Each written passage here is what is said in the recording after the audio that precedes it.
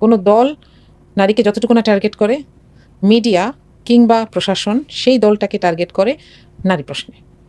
এবং দেখবেন যে এইখানেই এক একটা দেশের ইসলামী আন্দোলন একটা থেকে আরেকটা আলাদা।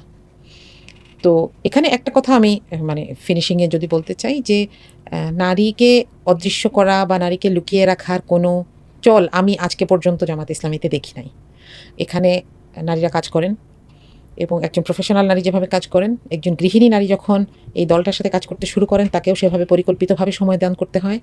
তিনি বের হচ্ছেন, মানুষের বাসায় যাচ্ছেন, মানুষকে ডেকে নিয়ে এসে তাকে কোরআন শেখাচ্ছেন, কোরআন নিয়ে কথা বলছেন এবং টোটাল জনশক্তির 40% বেশি নারী কাজ করছেন জামাত ইসলামী বর্তমানে আছে। জি।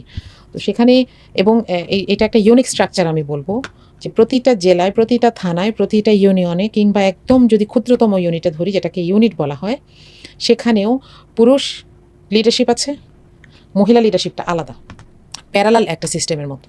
হ্যাঁ, তো এখানে আবার কি হয়, একটা থানাতে যখন একটা পরামর্শ সভার মতন, এটাকে জামাত বলে শুরা, সেটা হয়, সেখানে আবার পার্সেন্টেজ বেসিসে ভোটের মাধ্যমে এই শুরাটা নির্বাচিত হয়, যেখানে নারী পুরুষ উভয় নির্বাচিত হন। তার মানে একটা অপারেটিং কি বলবো এটাকে টেবিল, এবং সেটার আন্ডারে দুইটা ডিসিপ্লিন আলাদা আলাদা কাজ করছে। শুধু সেটাই না, নারীদের মধ্যেও ডক্টরস ফোরাম আছে, যারা ডাক্তার তারা সেখানে কাজ করেন, আমার মতন যারা টিচার তারা একটা টিচার্স ফোরামে কাজ করেন, আইনজীবীরা কাজ করছেন, এরকম প্রফেশনাল জায়গাগুলোতেও কাজ করার জায়গা আছে।